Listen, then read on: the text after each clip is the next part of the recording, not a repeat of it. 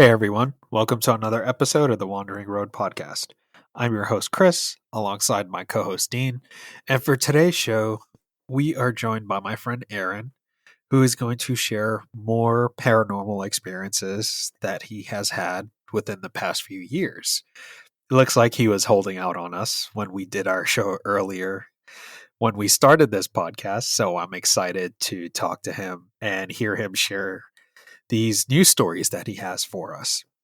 But before we get started with today's show, if you would like to share your stories with us and have an episode dedicated to it, or you would like to be a guest on the show to share your paranormal experiences, cryptid experiences, or anything paranormal of that sort, please feel free to email us at twroadpodcast@gmail.com. We would love to hear from you. We would love to have you as a guest on the show.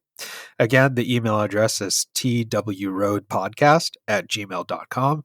And with that, we'll start today's show. How are you doing tonight, guys? Good, man. It's finally good to be on an episode with Dean.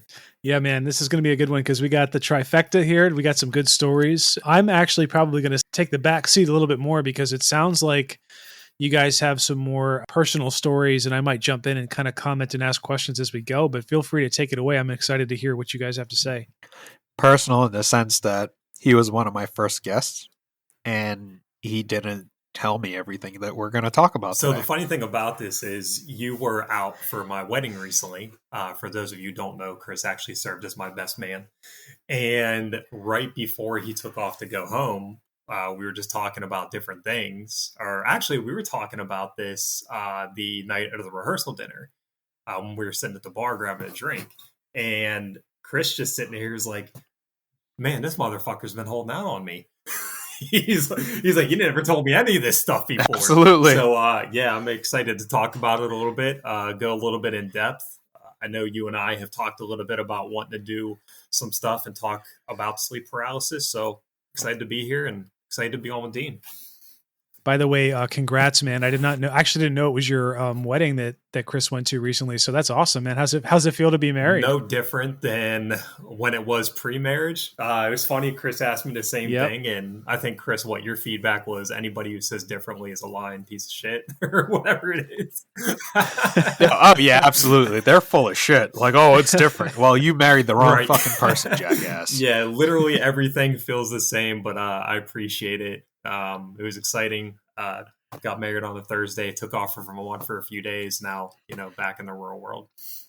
It's funny because the same thing happened to me. I had a bunch of people, and I got married. I think it's been 5 or 6 years now, and I had the same people or the same type of question all the time. And so get ready for more. Like, people are going to ask you that all the time for a little while. But it was the same thing. Like, my wife and I, before we were married, we lived together for probably, I don't even know, like 4 years. We lived together for 4+ years. And so it literally felt no different. And the worst, this is the best part, but some people might call it the worst because it's probably going to sound weird, but on the night, like your wedding night, you're supposed to get, all excited. You go, hang out, do like romantic stuff.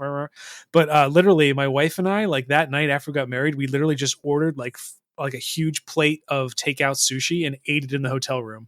And we were so happy. And that's all we needed. Like, we didn't need anything fancy after we got married. We just had some nice sushi in a hotel room and we just like talked, and like that was it. It was awesome. So I feel you, man. By the way, dude, Dean, I feel like such a dick that I couldn't be a part of your bridal party and make it to your wedding. It still kills me to this day. It still kills me to this day. I gotta say it live on air. See, now you have it on record forever. Son of a bitch. Yeah, unless I edit it out. But I think we dicked around enough, guys. Let's get started with the first topic for today. Before you go into the story, I know you wanted to talk to us about this, and Dean and I actually did a show dedicated to it. You weren't available to join us for that one, unfortunately, but it was specifically with sleep paralysis and the hag. So I wanted to get your perspective on sleep paralysis and the night hag. Like, our term that we coined out of that episode was rag on the hag. So, Aaron, what's your perspective on sleep paralysis and the concept of the night hag?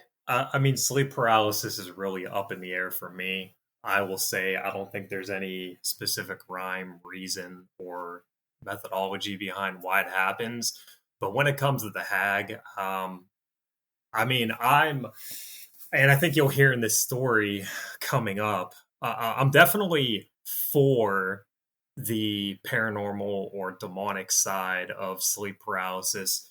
And the reason why I bring this up is because I can't 100% say that through my experiences that I've ever looked or seen something like I've heard in stories, but I fully believe that, and I think you alluded to this a little bit, where you mentioned that if you would have looked up, you would have saw something.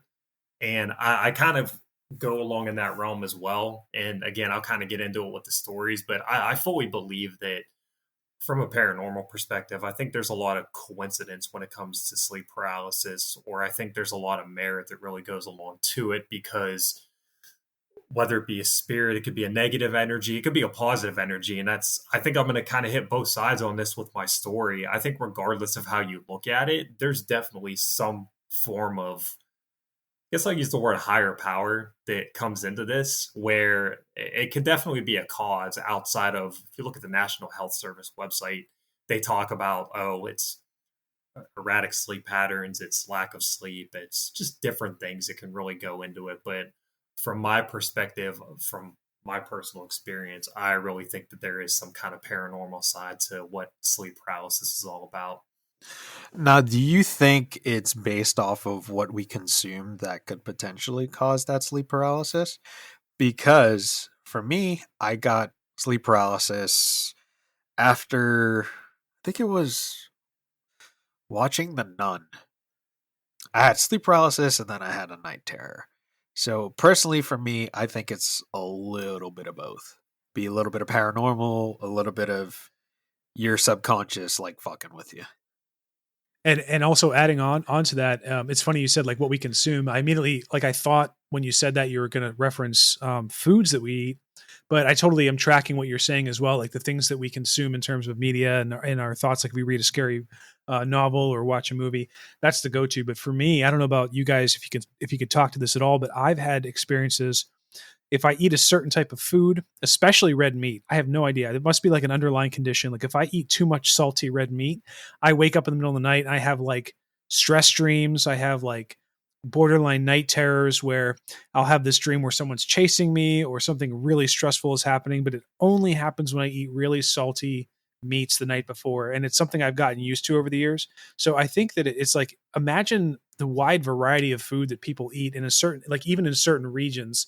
If you have like an underlying condition, like a genetic makeup or something that you're predisposed to, maybe there is a subsect of people who are more prone to having certain types of waking hallucinatory dreams. So maybe, I mean, I know you were saying that you were doing some research. So Aaron, so maybe you can like add to that if you came across So that I'm a at little all. curious if that actually goes a little more psychological, because I've definitely seen stuff again, like through the National Health Service. You can look through that website. It does mention that it could be certain types of food you consume.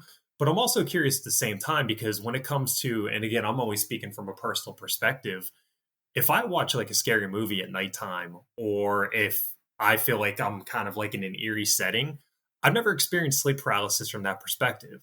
I've only had it from, I like to say my cases are more stress induced. And that's kind of where I can speak of, because I know that if I watched, like Chucky, or if I'm watching a Friday the 13th marathon, I'm more prone to just have bad dreams.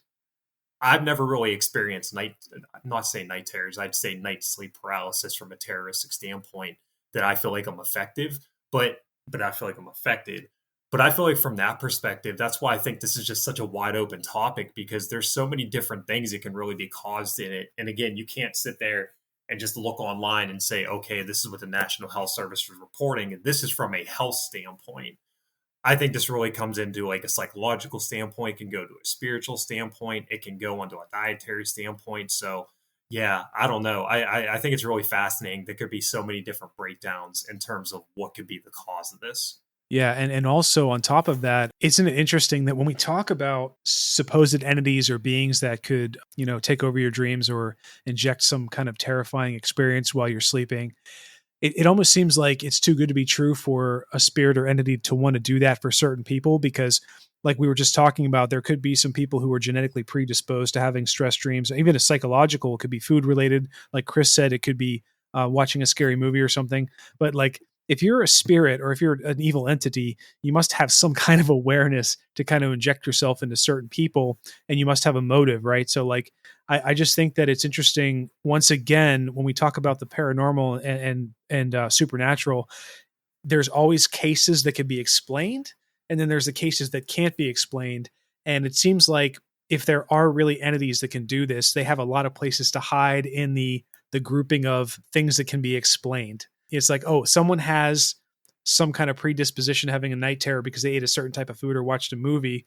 They might be more prime targets to be taken over by an actual entity as opposed to someone who has nothing going on in their body whatsoever. So I don't know if we're really going to take the conversation seriously about entities versus like what's real and what's not real, then you have to talk about like the other side's perspective, like the evil supernatural side. There must be some kind of awareness of this sort of thing. And I just think that the psychology of the other side is such an interesting topic. But sorry to kind of digress and take it down that road. Feel free to get me back on track with the sleep paralysis. I like what you said there, because you can really break it down from two different areas, in the sense that what's really the motive behind a demon doing this, or a let's say bad entity, because there's different situations you can take a look at. And you guys have alluded to this a little bit in your previous episodes, where you've talked about the succubus. So sleep paralysis can occur where your body's completely frozen, and then the succubus will sexually take advantage of you. So in that case, there's your motive right there. But on the other side, if there's an entity in the room and you can open your eyes and you're going to physically see something, or you have the visualization of it, but it's just sitting in the corner, like a hat man, for example, what's the rhyme or reason there? What's the motive? Is it there to say, I'm here just to watch you, I'm protecting you? Is it a family member who just wants to come and say hello? Is it, I'm literally just going to be in this room every night because I want to scare the living shit out of you? There's two different sides of it. So I think that's kind of what I like about what you said there, is what's really the motive behind it. Because there's instances where you have motive and things happen. Then on the other side, it's, all right, what are you doing here? Are you just trying to, you just trying to fuck with me here? I feel like that's what my luck would be. Just be like, I wake up and I see like a bleeding, burned ghost, and I'm like, what do you want? Yeah, I'll tell you what I want. Fuck you, and he just disappears. You went, fuck you, that's why. I'll be back tomorrow at 2 a.m. That'd be a great, like a kind of like a Beetlejuice offshoot, like a really funny, like slightly comical but freaky movie to do, like a ghost that just like fucks with people because he's angry. It could literally be like, so you see those TikTok videos where somebody just like runs up into the camera and then they stick their middle finger up and they're like, ha, fuck you. I feel like that's the scenario. Yeah, that's all it is. Aliens and Bigfoot and all that. That's just fuck you. That's all it is. That's all it is. Oh, that's great. So why don't you talk about your sleep paralysis stories that you experienced between, what did you say, 2019 and 2021? That's what, 2 years? It's definitely 2 years. I mean, I can say confidently that I've had experiences prior to that, but there's nothing that really stuck out to me. Nothing that really said, all right, something's going on here that I don't know what it is. Because I would have bouts on and off, but it wasn't serious. But I would say between 2019 and 2021 was the really bad time frame when it was happening a lot. And so I talked about earlier that you can see it from a positive standpoint, or you can see it from a negative standpoint. So the first point that I kind of wanted to touch on was, and this is the very first one that ever really stuck out to me. And you, Chris, you've met my family. You know how spiritual my family is. Both my stepfather and my mom are ordained. My stepdad is actually the pastor of a church, and my mom she got ordained about a year ago. So from that standpoint, there's a lot of spirituality in my family. But what was interesting is back in 2019, my grand passed away in October of that year. And it was the night my grand passed away.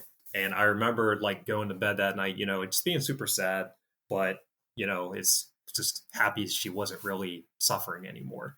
So I woke up. It had to be around 2 a.m, if I remember correctly. It was a little after 2, and in this instance, I was laying in bed and I was on my side, and my eyes opened, and I couldn't move.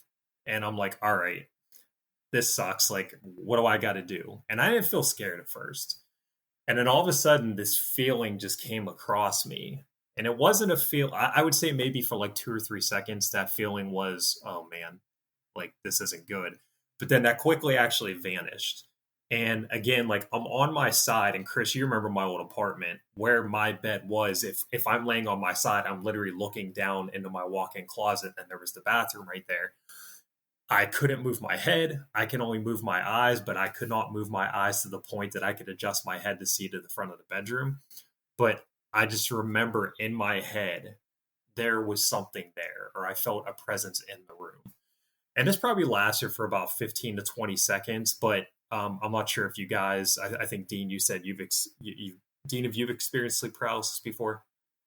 Yeah. So I've actually, I won't go into detail until you're done, but I'll just say that I have had waking hallucinations, but I've talked about them in the podcast before, and there's only one that like Chris kind of glommed onto earlier with the lizard people. But and my personal belief, which I'll share in detail what they were again in a little bit after you, but I will say that I don't really hold. I don't think there's any certainty about them. I don't think they actually were anything that was really there. I think it was just hallucination. Okay. But anyway, so you kind of know, like, all right, once you're in a position, there's no moving. Like you can't even yell, you can't even scream, you can't get anything out.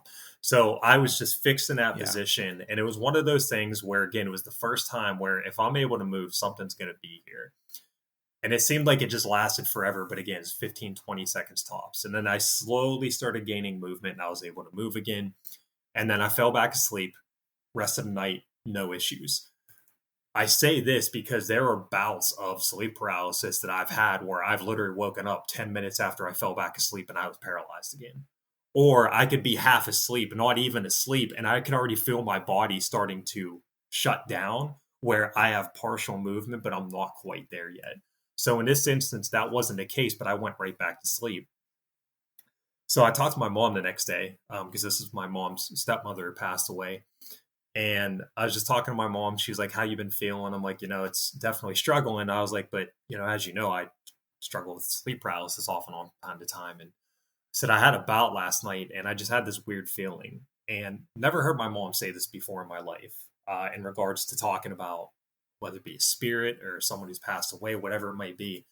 But without hesitation, my mom goes, how's your gram coming to tell you goodbye?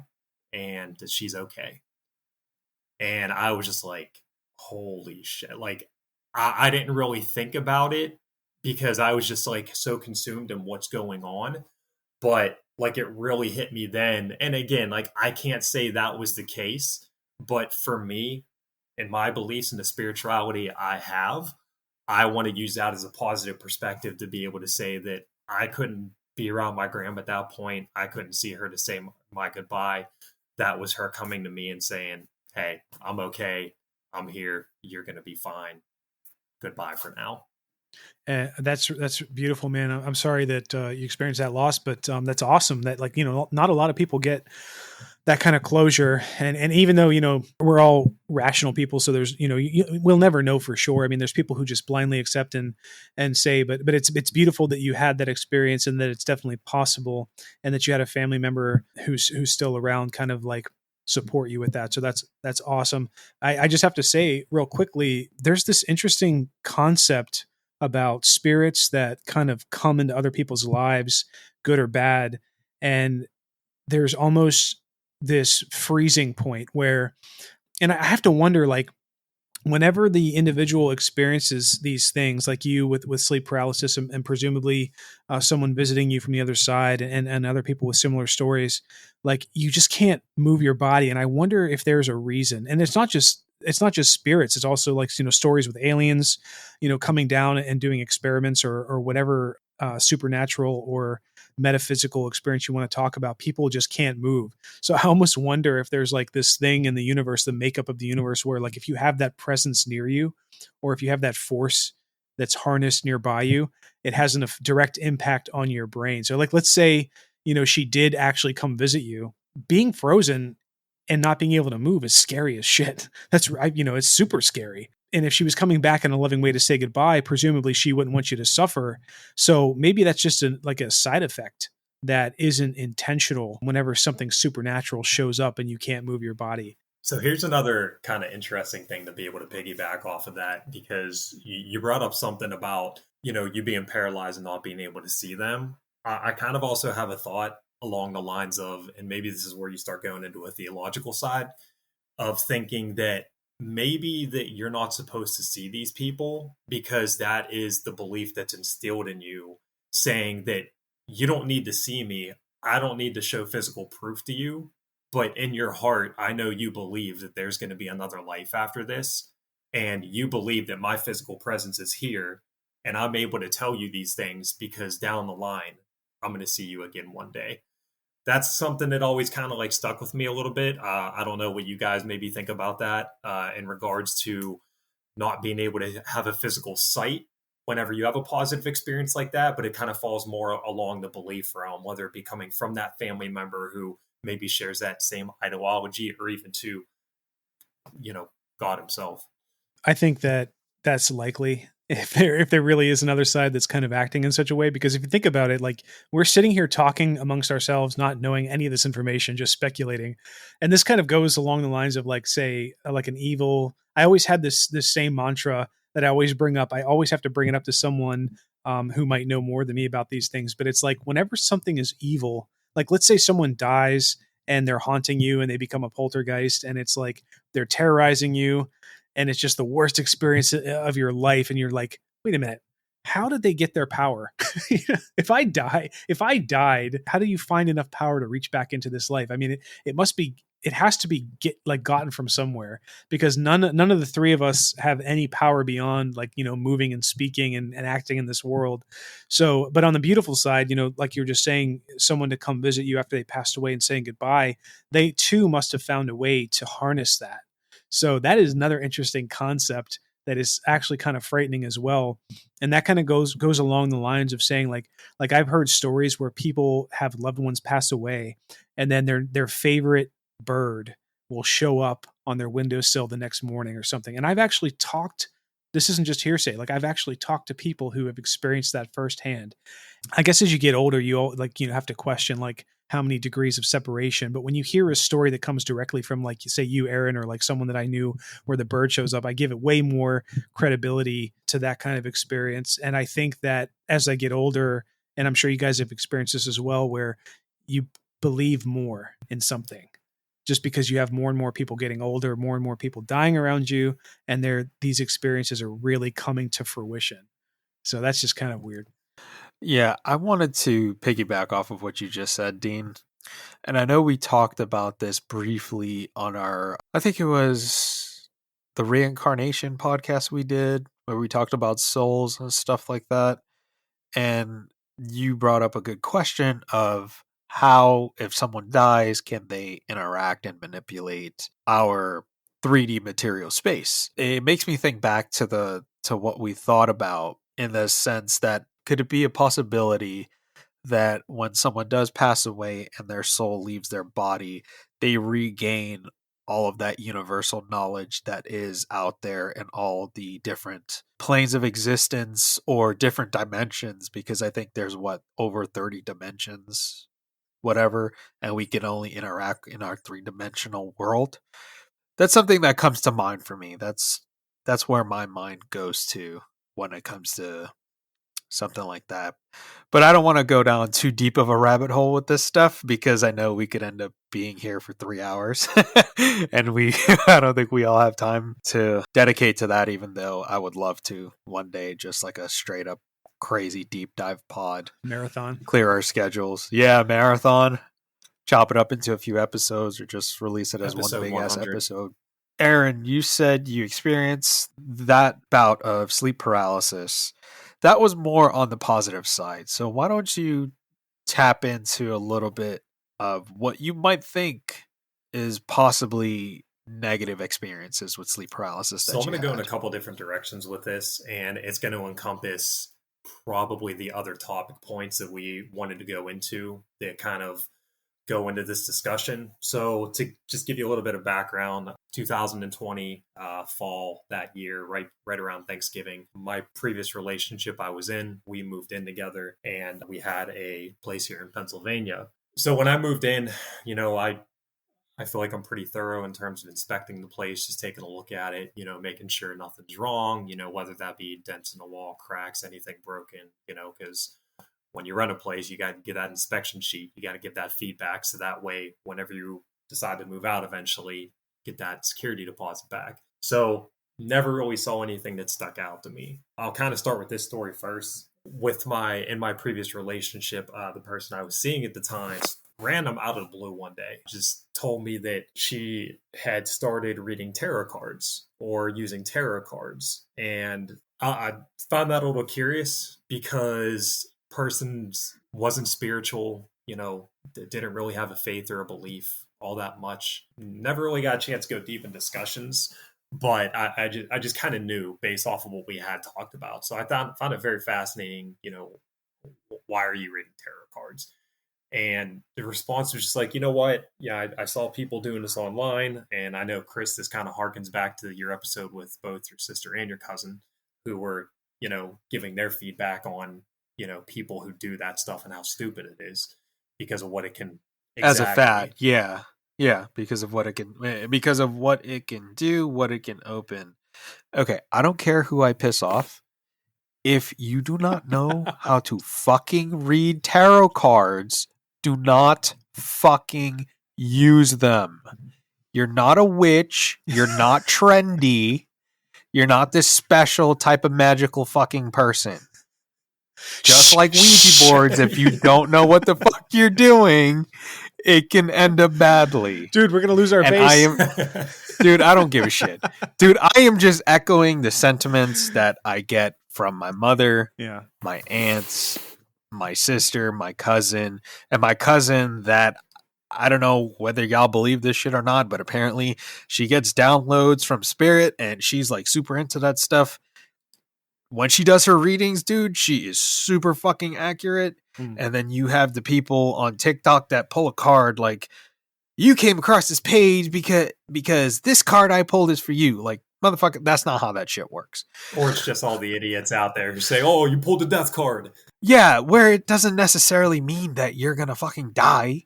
There's a really funny show. I don't know if it's just Simpsons or something, but it's like, I think like someone went up to they pulled the death card. They're like, oh no, that's bad. And then another person who's reading or like showing the tarot cards, you're like, oh no, that's just change. That's just death is just change. And then she pulls another card and it's like a happy like clown or something. And she's like, oh boy, a clown. And it's like, oh, you got the clown. That's the worst thing ever. You're going to die. Literally pulls out a picture of Krusty. But Krusty with a rib witch made of a spider. But I digress from my rant. Sometimes I can't help myself. It falls into that category, though, what you're just talking about, because, again, like, this person had no idea what they were doing. Like, I'm just kind of curious, like, trying to figure out, like, what are you reading tarot cards? But also, where did you figure out what to do with it? So I was like, I've listened to enough stuff. I've read enough stuff. Like, stop messing with this. You don't know what it can do. And I gave the example of Ouija boards. I was like, Ouija boards can open up portals. There's the old additive, you yell Bloody Mary into a mirror so many times, it can open up different things. So all that different stuff. So not long after this, I remember coming home one day and she was like, hey, she's like, I want to show you something. And walk up to the top of the steps. So you walk in the townhome we were in, and you walk up to the top of the steps, takes you to a landing. And off to the right was just a barren white wall. And on the wall, and obviously those of you listening, you can't see what I'm doing, but what it looked like is somebody had their hands like this, and they just went down like a perfect semicircle on the wall. Now, it wasn't fingerprints. I will mention that. It was not big enough to be fingerprints because I didn't touch it, but I kind of put my hands up to it and I'm like, interesting. It literally looked like nail marks. And the nail marks, like, and that's where I was a little hesitant to want to touch it, but I did touch it. I wanted to make sure because, again, that could be somebody physically doing that. Could have been her for what I know. There was nothing there of chipped paint, nothing. Like, this literally looked like somebody had, let's say, like oil on their fingernails and they just would have done this, but it was like very faint. So I'm like, all right, it's a little interesting. But again, like, I digress. I was kind of sitting there thinking, I was like, maybe it was there the whole time. I just didn't see it. Who knows? Whatever. But then, like, after that I remember specifically that night, and then starting to go in a little bit after that, went to sleep that night. We didn't have a TV in the bedroom. It was just pitch ass black. And that night, I woke up with really bad bouts of sleep paralysis. The first one I woke up to, just a normal bout. Nothing major, nothing happened. I fell back asleep probably, within 5 minutes. But within about a half hour, I woke up again. And as soon as I woke up, I was petrified. I've never felt so scared like that before. And it was that feeling where, kind of like what you guys talked about before, where if I would have looked up, there's something there. And I just had that bad feeling. So again, I couldn't move. And usually, and this is probably the Catholic in me, but usually anytime I kind of get frightened like that, or I feel like that, okay, something just seems off, I do my cross. I'm Father, Son, Holy Spirit. It's the first thing I do, and then I go into the Lord's Prayer. Or I just start quoting something, and instantly right away, I'm just praying to Jesus. I'm like, Lord, whatever's here, please protect me. Please protect her. Like, I'm just sitting there. And again, it's 15, 20 seconds probably tops. But it seemed like it was an eternity. And then I slowly started to come out of it. As soon as I got up, I didn't immediately turn, but I just kind of laid there for a few seconds. And I kind of like, got that confidence that I just sat up, looked around, nothing, got out of bed, walked around, went downstairs. Just I had to get myself up because I was so freaked out. So I came back in, laid back down, threw my AirPods in, just listened to a podcast, and I was back out. But that was the one time where I literally had the fear of God in me, that I was like, something's going on here. And I remember specifically the next day, I was like, hey, I had a really bad bout last night, and I don't know about you, but I felt like something was here. And she was like, well, when I did my last tarot reading, the reading came out and said that there's something in this house. And I'm like, what do you mean there's something in this house? And and again, this is the stupidity of it. It was, there's no explanation behind it. There's no, hey, this is what's going on. It was, oh, it just came out that there's something in this house. So I'm sitting there thinking, I'm like, all right, either one, you just did something really stupid here, or number two, you're just a moron who doesn't know what you're talking about. And I probably just freaked myself out last night. But after that, I would have slight experiences where that was the worst of it. But as it started going on, I would just start getting more and more bouts of sleep paralysis. It was becoming more frequent. And again, I can't attest it to that, but I will tell you that anytime I would ask the question or be brought up that, oh, hey, did another reading today, I'm literally instantly enraged. I'm just like, I was like, I told you to stop doing it. Get him out of here, throw him away, burn him. I don't care what you got to do. Get it out of here. Stop it now. And it was just completely ignored. It was almost like I got looked at like from somebody who was a witch, and they're like cackling at me and they thought it was funny. And it wasn't a joke to me because I really thought that, okay, if you're really doing this and whatever you're doing is working, this is bringing something here and I'm paying for it for some reason. So I'm going to stop there for a second. Anybody wants to chime in? I will say, listening to that story that you just shared with us just gave me chills and gave me flashbacks. I got goosebumps, and I don't get goosebumps easily listening to stuff like that because I'm a horror junkie, as you know. The one thing that I could think of is what JJ said when I was listening to one of his shows with Father Birdsong, who's an exorcist in Georgia. And they basically said, I don't remember it verbatim, but essentially it says that they said that the demonic doesn't need for you to invite them in by saying, hey, please come on in. It's how you interact and what you do. So her pulling those cards whenever, from my understanding, from what I've been told by my family members that have been doing tarot longer than some of these social media people have been alive, you essentially open up a portal like you do with the Ouija board, and you are messing with spirits, you are messing with entities. Her just partaking in that. Now, we're going off the assumption that she didn't know what she was doing. By that notion, we could logically say that she didn't know what she was doing and her messing with this welcomed something in.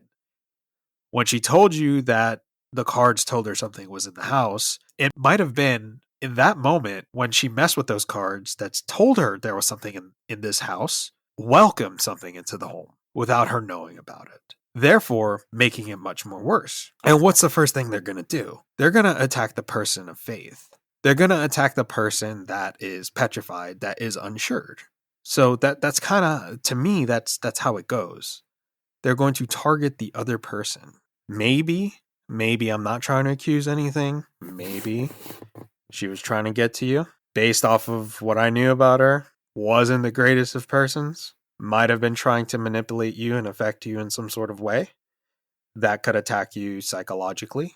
And that could have been one of the methods she So was in that using. word you just brought up, so that, I mean, this is where you can dissect and you can really just have a dichotomy about it, is it could go one of two ways. It could be, like you said, didn't know what you were doing, this opened up a portal, this has started happening.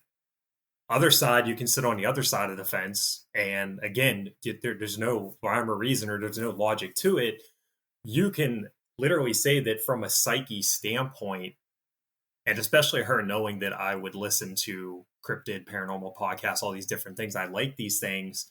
Oh, hey, I'm doing this and this is what I found out, and that just gets into my head, and then all of a sudden that just starts getting my brain going, and I'm like, all right, here we go. And then my brain is starting to mess with me at that point. So again, you can dissect it probably 4 ways from Sunday, whatever it is. But yeah, it was just really an interesting experience. And like I said, there's kind of not a little more to that, but there's a continuation of the story. But like I said, I just wanted to kind of stop there, since I was talking about, certain areas for a certain amount of time. And Before you continue, Aaron, what are your thoughts, Dean? I'm curious to hear what you think about this.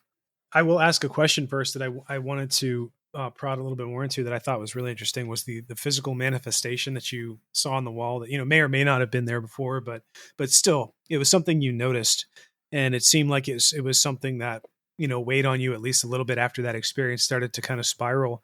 So 2 questions for you. First one is, what if in your wildest heart of hearts, like the craziest thing you could possibly imagine, what did you think that could have been? Like a poltergeist or something, some entity, or like maybe some whatever, what went through your mind when you saw that? Were you thinking like a spirit, creature, or something, whatever? And then the second question I would ask is, as things progressed and you started to get more bouts of sleep paralysis, what were you feeling psychologically? Did you start to wonder if you needed to go get help, or like did you start to explore the house a little bit more, or like did you kind of just try to shut it out? I'm just interested, like, your psychological perspective right now. yeah, so the first thing I immediately went to was, I'm not going to use the word demon, but I'll say like ghost or spirit. But it was more on the negative side.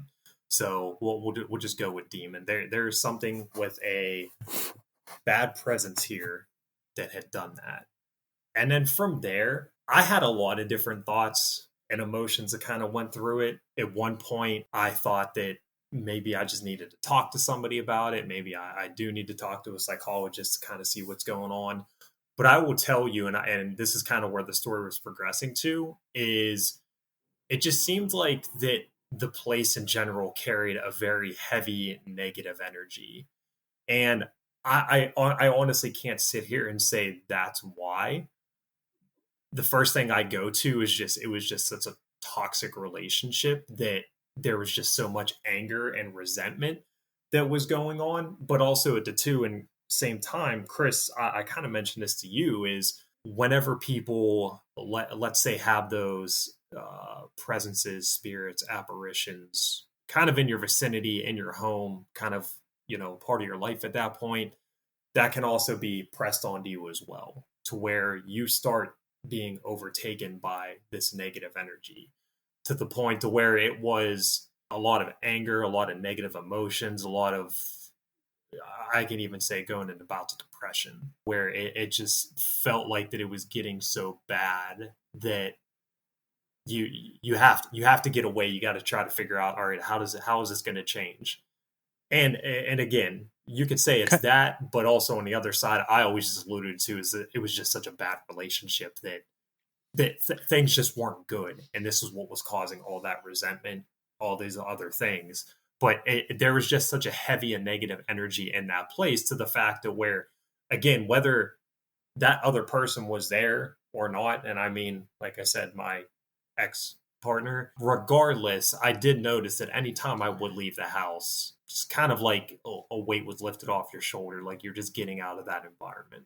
Seems like it could be what we talked about in the past, Chris, where like a tulpa sort of event where you materialize something to the degree that you actually physically bring something into the reality, whether to fix to that negative emotion or you kind of generate it yourself. But I really think, like, even though I'm largely skeptical on a lot of the stuff that we talk about, I think that is something that is quite possible. Like there's a degree of actual energy that surrounds us. And we know that's a fact because we, can measure in animals, like they can run away. Animals can fly away from something like a volcano or an earthquake or whatever going off. They have no way to explain what it means. They just know it's time to get it's time to get out of here.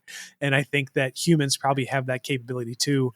And maybe even more so because of our intelligence and our complexities in our brains. So who's to say that, there wasn't something in the house to begin with that got stronger because of the negative energy that was in that house when you brought it in there. So interesting perspective. And Chris, I know you're probably going to chime in here too, but I would say out of anybody, you probably have, I would say, a good idea of what I'm talking about here. Because I think you yourself have talked about this, but also to your family members as well. It seems like you all have that, I don't know if I want to use the word gift, but you all have that feature in you that you can really pick up that there's a presence there. Like you can feel there's something here. And you've talked about this a lot, to where, again, like we've gone to Gettysburg, we've gone to Antietam, we've gone to these places where such atrocities have happened, and you're just overcome with emotion. And you just feel such a heaviness on you that, man, this is just something not good is here. I just feel that there's something that we shouldn't be here.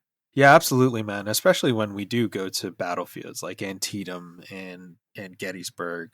Most recently, we visited Manassas back in April. And I don't know if you recall this, but when we were at Manassas, we ran into a group of guys. They were football fans as well. We were wearing our Liverpool stuff, and I think they were Arsenal fans. When you see another group of guys supporting another club from the same league, we banter each other. Like we bantered for about 30 seconds, and then they went off, did whatever they did, continued their tours, whatever, right? Looking at how they toured the place compared to how we toured the place, where it's just, by the way, folks, this was like at 1 in the fucking afternoon. It was like 90 degrees in Virginia heat. These dudes were like chipper, happy, taking pictures with monuments and stuff like that. I know you were taking pictures, and me, I'm just walking around kind of like sulking. Like I had like a sad look on my face, and it's just like, fuck. It just the place just feels horrible. And it's like, yeah, of course it's going to feel horrible because a battle took place there. Thousands of people died there. But if you take the time to observe how other people behave in those environments, you can tell very easily who has what you would say those quote unquote gifts. I wouldn't call them gifts because I don't like feeling what I feel. I don't like hearing my name randomly being called and no one not being there. I hate that shit, like 100%. There are other people in my family that can see stuff. I'm kind of like Dean. I like to take the scientific approach, even though I had these experiences. For me, I would like to say that there has to be some sort of scientific explanation to everything, but sometimes, I can't tell you that answer. But just looking at those people, see how they react, you can immediately tell who can feel what. And like, we didn't go to this place in Gettysburg, but there was a house in Gettysburg that you can tour that was used as a field hospital for the Confederates. I toured that house with my wife for the first time I went to Gettysburg. She's walking through there. There's a tour guide dressed in period regalia. They're talking, yada, having a good time. And the entire time I'm like, I just want to get the fuck out of here. I just want to get a fuck out of here. The atmosphere to me was so thick, and it was not the Gettysburg heat. It just felt like something was like pushing down on my shoulders. And as soon as I walked out of that house, it was gone. So yeah, I definitely know what you mean. And that's certainly how I felt. And the reason why I say, like, again, I can't really explain what the reasoning was behind it, but I can tell you, since removing myself from that area, from the situation, like whatever it was, I've had 2 bouts of sleep paralysis in the last 2 years total, versus probably, you can tally it up between 19 and 2021. I would probably say probably minimum, at least I can probably account, just remember just waking up on and off, having that feeling like 20 times, whatnot. And honestly, like I said, I had the negative experience in the sense that I felt like something was there. But I think this is where you kind of start looking into, all right, what is the rhyme and reason behind what this happens? I always say too, it alluded to a lot of stress from my standpoint, because again, since I've been out of that situation, just having those bouts twice, I've had, outside of job stress, maybe a little bit of family stress outside of that, but nothing major that was really impacting my life. I haven't had really any stress in my life. And that has really, I've seen the difference in terms of this not happening anymore. So I think it's a really interesting facet and study that you can really sit there and look at and dissect in terms of why this happens. But I mean, I've just really come to this realization recently that, yeah, there are things that happen from a spiritual level, but outside of that, there's definitely a lot of physical elements that go into why sleep paralysis occurs. So I'm glad it doesn't happen anymore.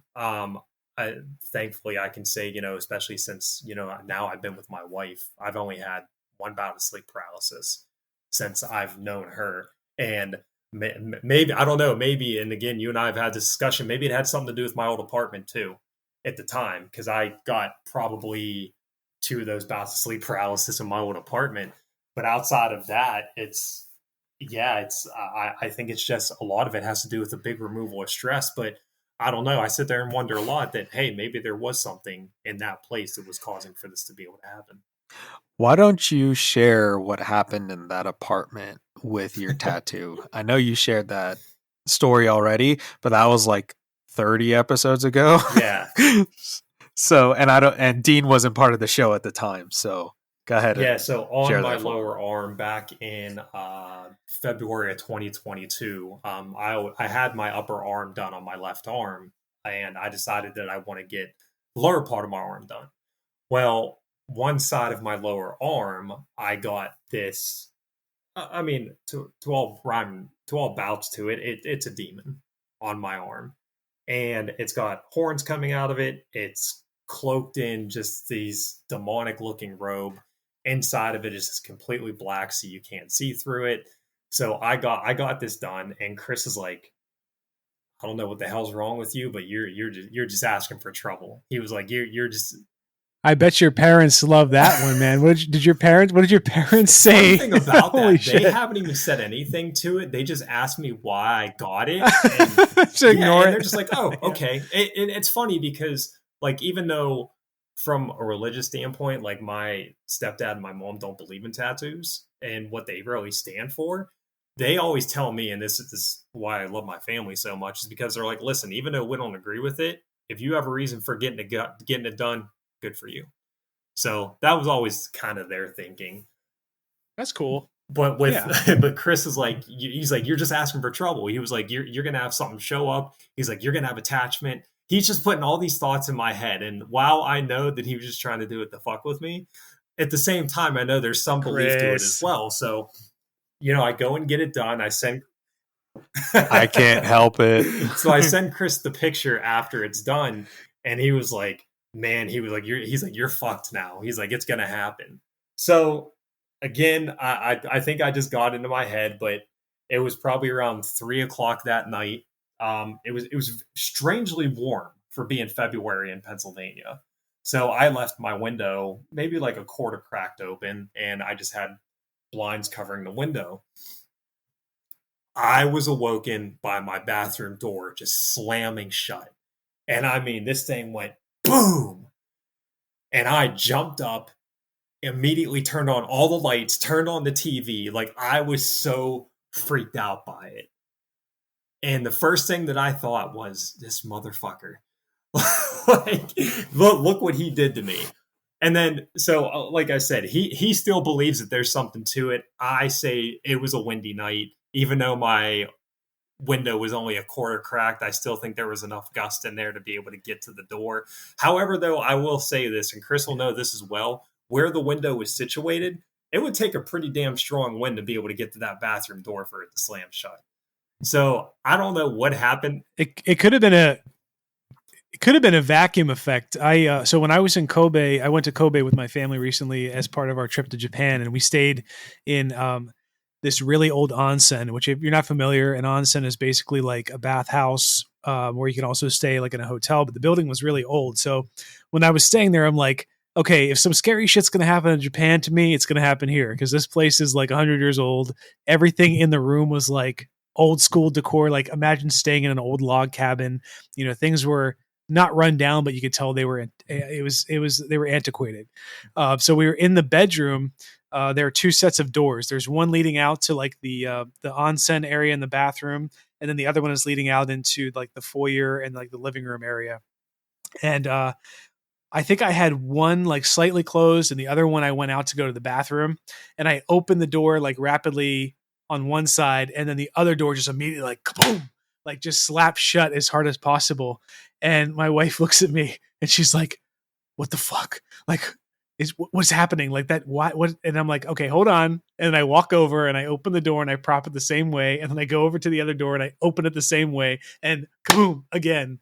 So, it's possible. Like, I think it's, I wasn't there. So it's possible that some shit happened to you that was unexplainable, but there's also a suction effect. It doesn't just have to be wind. I just had to get that out there. I also feel that secretly Chris has some kind of magical power where he just summons things, and he can say, "I'm not going to attach it to you, but hey, go get him tonight." And then after that, leave him alone. one less demon to go after Chris. That's his game. Dude, if I had that ability to summon shit, dude, we'd all have so much money. So that throws that idea out the window.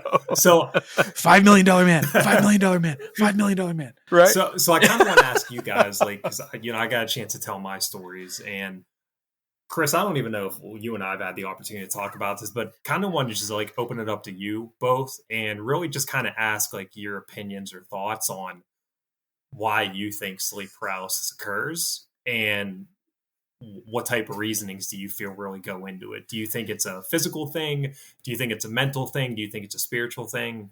Where do you kind of sit on that side of the fence with it? Before I answer your question, I would like to talk about your old apartment real quick. That place was very fucking unsettling for some reason. Anytime I would come by to your place, and Will would come with us as well, so it'd be the three of us there. Dude, for some reason, like, anytime I stayed there, I refused to sleep with the TV off. There had to be some sort of light. I don't know why, but that little hallway that connected your bedroom to your bathroom door was just a little extra dark compared to everywhere else in that apartment. Even during the daytime, with all of your shades open, it just felt. So I'm curious now. Has Willie ever said anything about this, or is this just kind of what you experienced. It's just kind of what I experienced. Will is the type of guy, as you know, he'll just roll with the punches. He's really good at like, oh, whatever. I don't give a shit. Unless it like comes up to him and like a ghost like dick slaps him with the ghost dick or something, he's gonna be like, whatever. Like it is what it is. He doesn't pay any credence to it. I know when we were in high school, he was very much like an atheist, but now he's gotten more spiritual. Maybe he got that feeling, but you know how I am. I get those feelings. I don't know. So I if feel he like does, there's a story but here before you answer about I just sleep wanted paralysis. Have you been smacked by ghost dick before? to. No. Like if we go on No. TikTok, are there stories about this? Because I Not that Chris knows of. I mean, you know, like, Not that I know. No. That's being edited out. there's your next question for JJ. Right. Have you ever been slapped by a ghost stick? But yeah, dude, your old apartment was creepy. The one previous to that with the big ass mirror on the wall, that one was fine. There was never What? really anything there. I always found that weird. Yeah, it was very odd how that was set up. But- But you figure that would have been the creepier of the two because there's just mirrors on like 3/4 of the wall. But I too think there might have been some wind at play with your door slamming.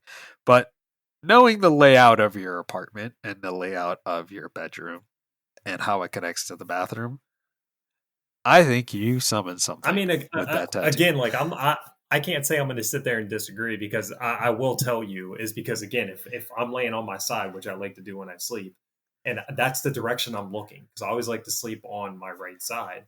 And if I'm sleeping on my right side, I would be facing the bathroom door, and inside that bathroom, it's pitch black. And again, I always used to creep myself out because I, watch TikTok videos or see stuff on YouTube or whatever, and all of a sudden, like there's like this black room, and then there's these red eyes, and then boom, they disappear. So I would always freak myself out with stuff like that. So I would keep my door like I wouldn't close it all the way. I would leave it slightly cracked, but I'd close it enough to where I could see no blackness. To where if I woke up in the middle of the night, I feel like I'm going to open my eyes and like, oh shit, there's something standing there staring at me. Yeah, I know what you mean. And I hope you never saw red eyes in your bathroom. But no, I did. Okay, but good. I've just seen again hoax videos, whatever they are. But you see those videos about it could be a physical thing, it could be red eyes, it could be whatever it is. But they're there, and then boom, they disappear real quick. But back to your sleep paralysis question, I'll say very quickly that I think it's a mixture of both. I think it can be paranormal and it can be psychological at the same time.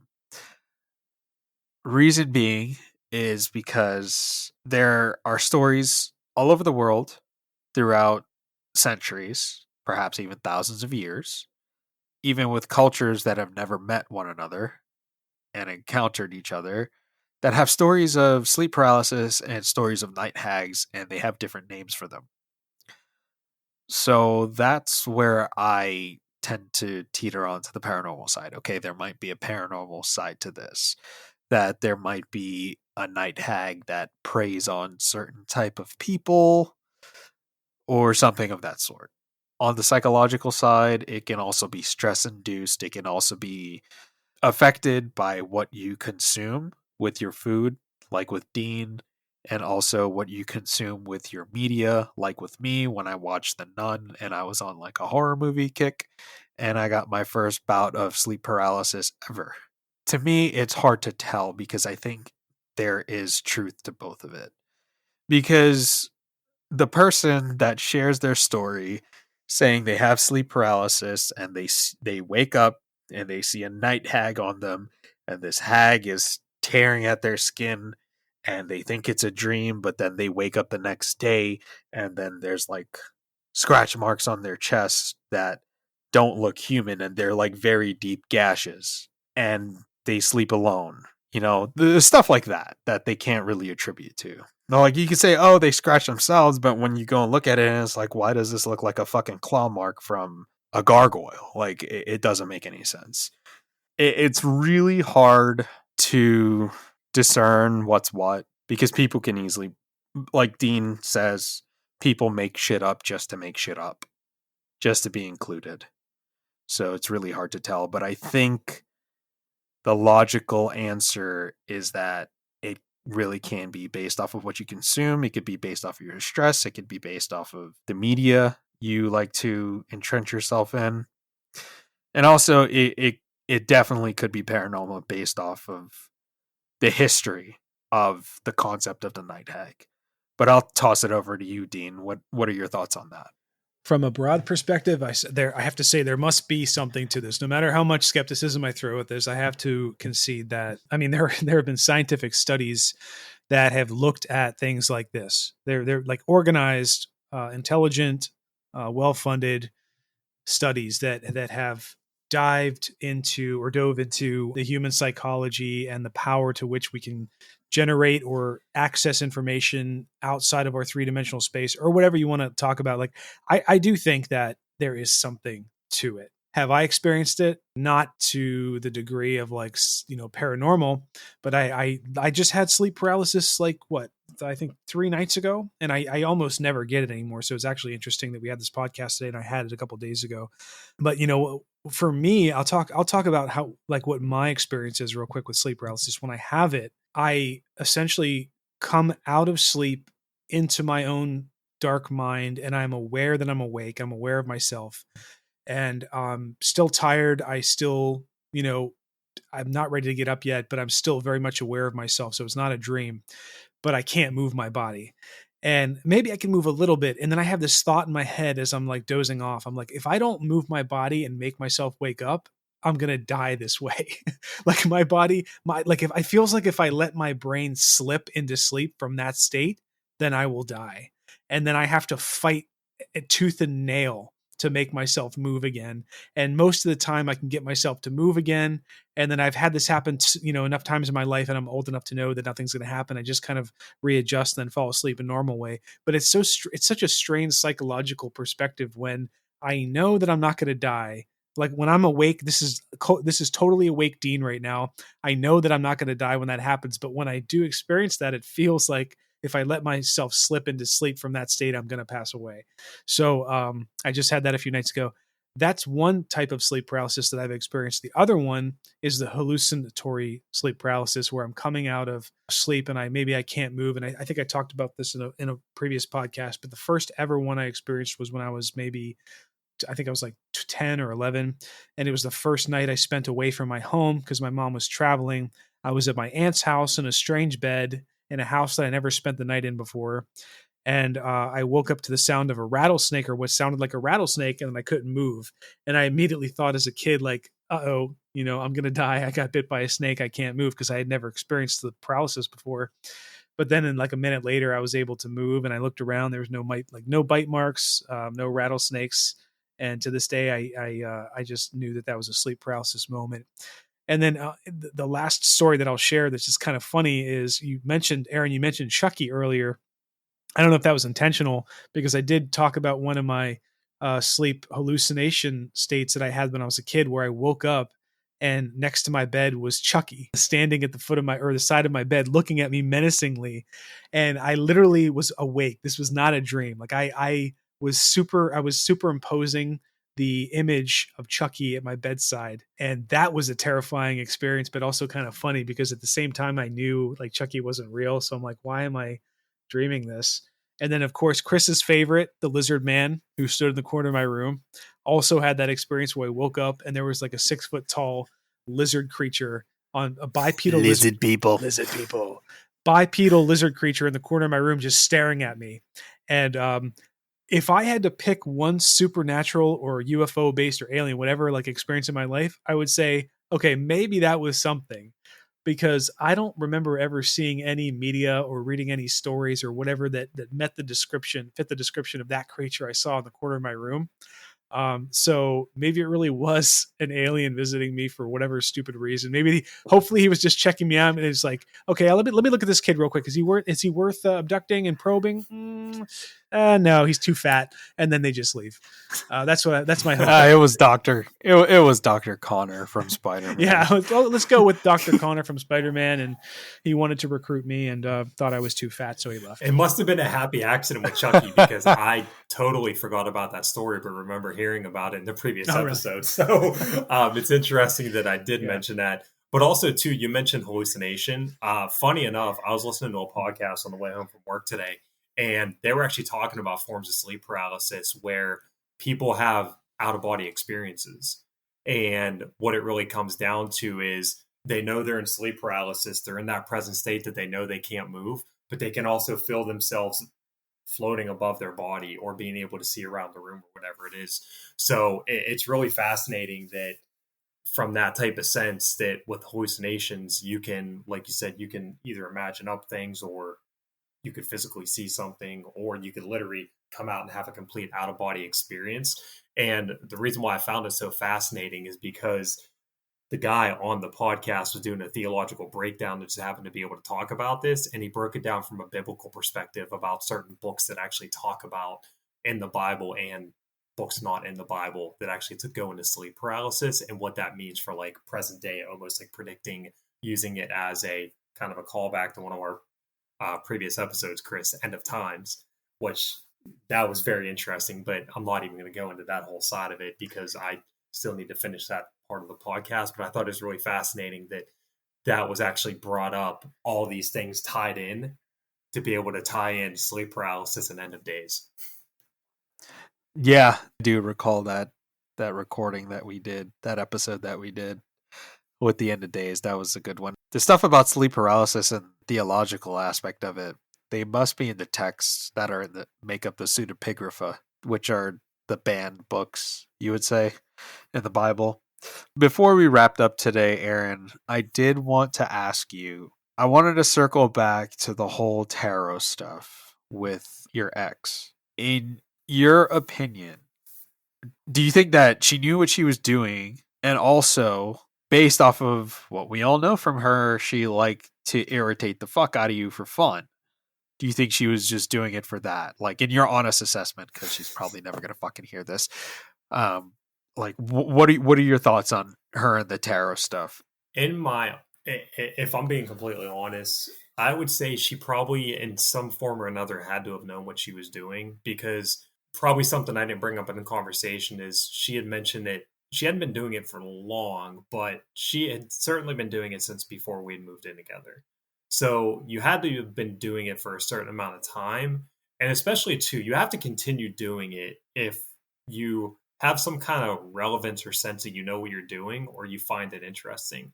And the reason why I say this is because this is a person that if she wasn't interested in something, she was going to drop it real quick. Wasn't going to happen. And I always used to kind of get made fun of whenever I would say that I'm listening to a paranormal podcast or I'm listening to a Bigfoot podcast, whatever it is. So for her to be able to continue to do it, number one, she had to have found it interesting, which knowing this person kind of almost paints another side of it is I think that's a little bit of sick humor on her part. And I'm not saying that to discredit anybody who does do it. I'm just saying it from this personal perspective. I wouldn't have thought this is somebody who enjoyed doing it or would have at least known what they were doing for it. So I would say yes, she probably did know what she was doing in some form or another. But I also go on the other side as well, is because this is also a person who, when they knew that they were going to cause anger in me or get a reaction out of me, they would continue doing it. So whenever that first feedback was, you need to stop doing this, this isn't funny, you don't know what this can do, in that head, I also know that, I'm going to use this one for a while and I'm going to really just piss this person off. Whether it be just trying to get a reaction, trying to get anger out of me, or just knowing, hey, I'm going to have some fun with this. So I actually kind of take it on both sides. As I would say, yes, probably knew what she was doing, but also on the other side, probably doing it to be able to get reactions out of me because it was some kind of twisted humor she got out of it. And remember, gentlemen, don't forget to rag on the hag. Rag on the hag. Hag rag. Hag rag.